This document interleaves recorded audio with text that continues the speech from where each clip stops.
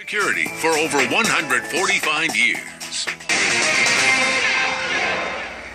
In the back of the book segment tonight, celebrities and the presidential election. It's no secret that many of them are not on the Trump train, but Bono, the U2 frontman, may have outdone all his famous aid to President Bill Clinton. Mike, first to you. Listen, celebrities have freedom of speech. They can say whatever they want to say.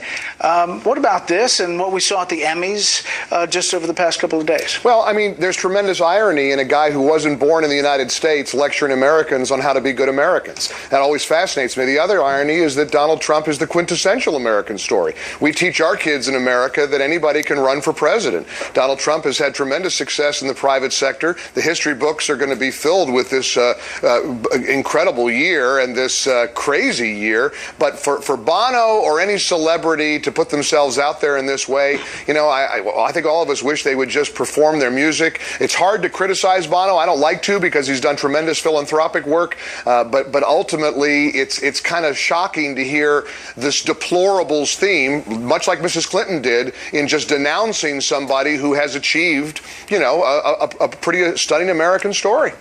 They're wishing freedom? If anything, these supporters are expressing their freedom by saying they choose this guy instead of the establishment Democratic side. And if I may, David... let me ask David real quick. Sorry, Mike, I'll make this quick because I want you to jump in here too. But I think, I don't know, but I think what Bono was talking about were things like the comments today about how... It's a distinction that Bono is attacking Trump and not his supporters. A record number of Republicans elected Donald Trump. He is the duly elected Republican nominee. He is the Republican Party, whether Bono, a guy from Ireland, likes it or not. Ultimately, what Donald Trump has done has been extraordinary, and people on the left and Hillary supporters don't like it one bit. You can't change what has happened this year, and again, it's a good attempt to try to distinguish between Trump and his supporters. It's one and the same. It's the deplorables thing, and Americans resent it very, very much.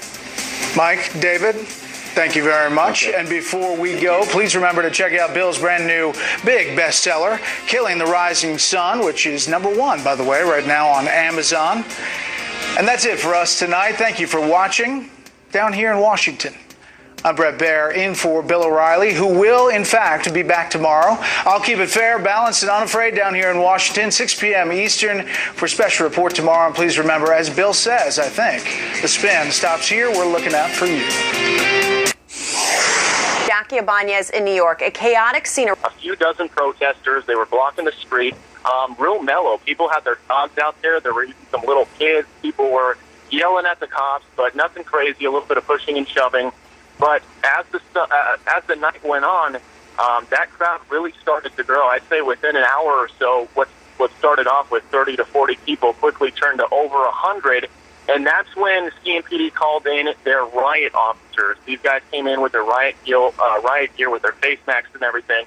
And that's when the crowd started getting bigger. So what they decided to do was they made a line in the middle of the road, and the protesters weren't too happy about that. They were blocking traffic. They started jumping on CMPD cruisers.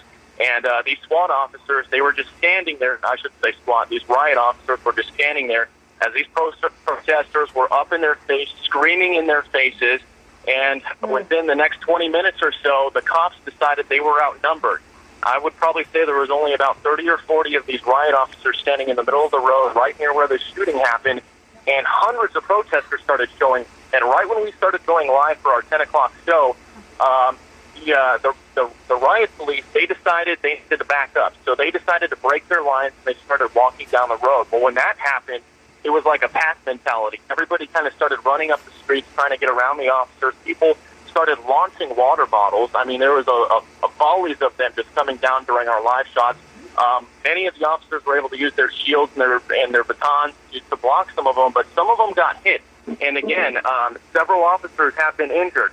As this protest kept moving down the street, police kept having to back up. It got completely out of control. The protesters were starting to swarm and surround the officers, so CMPD actually had to call out one of our local metro buses to drive into the middle of the protest and pick these officers up and evacuate them. When that happened, about 8 to 10 officers got on the bus, and the protesters swarmed in once again. They started chucking bottles against the windows. Water was flying everywhere. They were throwing these bottles at them point blank. And that's when some of the media started backing off. One of our colleagues at the local CBS station out here, I'm told, was hit by a rock. several CMPD officers have been hit by bottles or rocks. They're injured. And probably about, I would say, 11 o'clock tonight, maybe just before, is when we started seeing police they started changing up their tactics. We heard a couple of explosions with, I don't know if they were flashbangs or not. But we can see some of that. We heard loud explosions. Bill, we can see some of that right now. Tear gas. We saw a bunch of tear gas going up. There were crowds running up and down the streets. So it was just a hectic situation. We can see here some live images from WBTV. You can see what appears to be tear gas or something they're throwing into the crowd. You can see the right police throwing that into the protesters, some of them scattering and some of them not even seeming too fazed about that. All right. Bill Lagugan, thank you so much for being with us. Stay safe out there as you cover this protest. Thank you. Joining us. Oh, this scene is becoming far too common here in the United States now. Just so that the viewers know what we're looking at, the police have decided to form a line, and they're trying to push the protesters back into an area where they can be more contained. If you notice, the area that they came from that you were just showing a few minutes ago is more of a residential area. So it looks like from the video here that they're pushing them into more of a park area. That way they can keep the protesters contained. They are releasing what appears to be tear gas or some type of a C4 gas to try to disperse the crowd.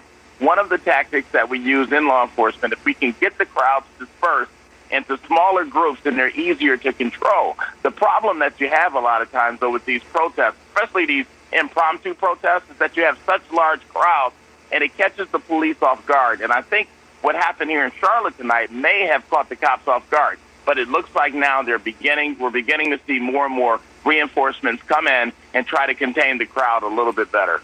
You know, Rod, with these police shootings and these riots that we're seeing, these protests, one thing that we are noticing more and more, and you can see either tear gas, something going like Ferguson, like I was in, this seems to me to be getting a lot worse in this country more than it is getting better. All right, Rod Wheeler tonight giving us